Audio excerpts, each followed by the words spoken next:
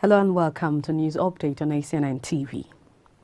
The Archbishop Metropolitan and Primate of all Nigeria, Anglican Communion, His Grace the Most Reverend Dr. Henry Ndukuba, has dedicated Chapel of Revival Cathedral Church of St. Silas Ihiala Anglican Diocese as the benefactor Barrister Donald Amambo, joined by Mr. Valentine Ozibo, handed over the key of the chapel to Archbishop Ndukuba.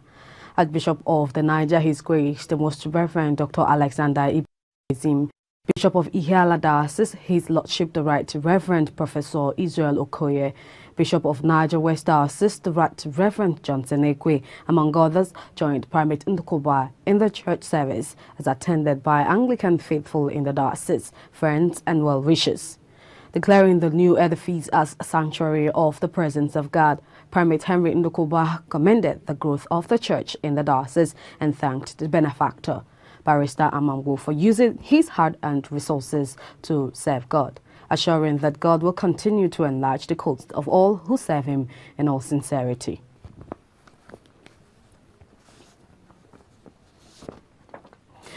The Anglican Diocese of Aguata organized a special service for octogenarians in the diocese as a mark of honor and an acknowledgement of their vital role to family life.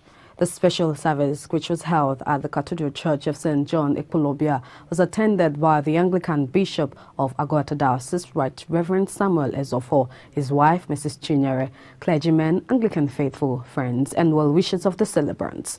In his sermon, Reverend Ebenezer charged the elderly to earnestly live their life uprightly and mend their ways, as he urged children to see their aged parents as a gift and show adequate care for them now that they are still alive. In their separate remarks, the Bishop of Aguata, Ezofo, and his wife, Mrs. Ezofo, said aging is in the Bible represents experience and outstanding living, and urging the celebrants to be thankful to God for keeping them alive, saying those who have devoted many years to serving the church and proclaiming Christ's message are worthy to be respected, honored, hence the need to honor their commitment to their church community, as well as their commitment to serving God.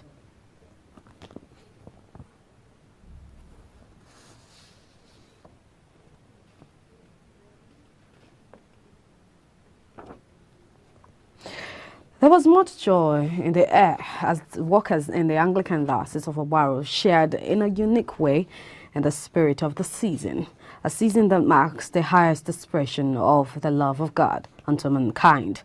The love Christians are charged to keep, share, and reciprocate. In this spirit, the diocesan bishop, the Right Reverend Prosper Ama, and the wife, Mrs. Uche Ama, in their magnanimous character, made the workers within the diocese share in the glorious euphoria. In his words on the greatest gift, the diocesan posited that one cannot really love and not give. He said giving is one of the proofs of love.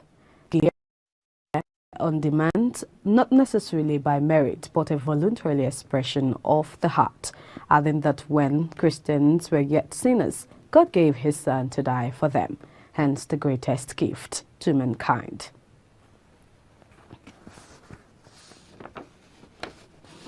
Now, Christians have once again been reminded of their right attitude in the season of Christmas, which must extend even after Christmas season. The Venerable Ernest Onoha, Vicar of All Saints for Season 5, made this known in an interview where he urged Christians to consciously live their lives, bearing in mind that the second coming of Christ is a must.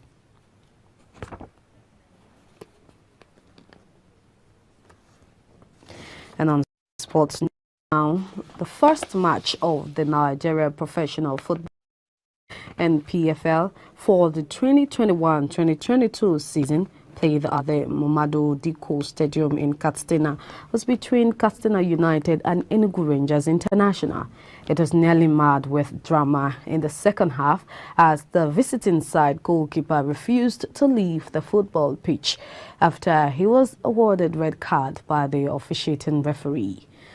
The tall, lanky goalkeeper, instead of walking out of the pitch, ran to the center of the field, beating his chest while facing the direction of the home team fan in protest to the referee's decision and apparently to waste playing time as his team were already in the lead with 2-1.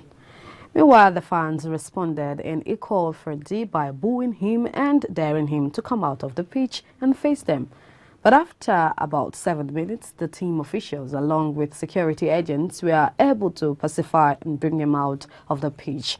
However, while taking him out, fans tried pelting him with water sachets, lead, but were resisted by the security agents.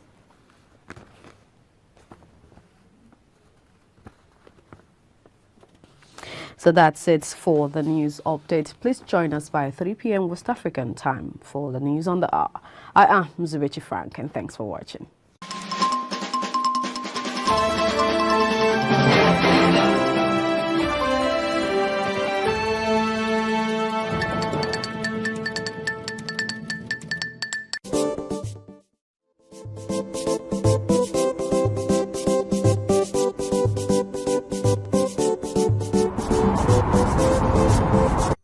Beaming from the nation's capital, we bring to you the good news through various programming, news update, worship, and teachings. The paralysis of sin makes us to be separated from God. Contact us for your live streaming solutions and event coverage, such as synods, conferences, seminars, revivals, and lots.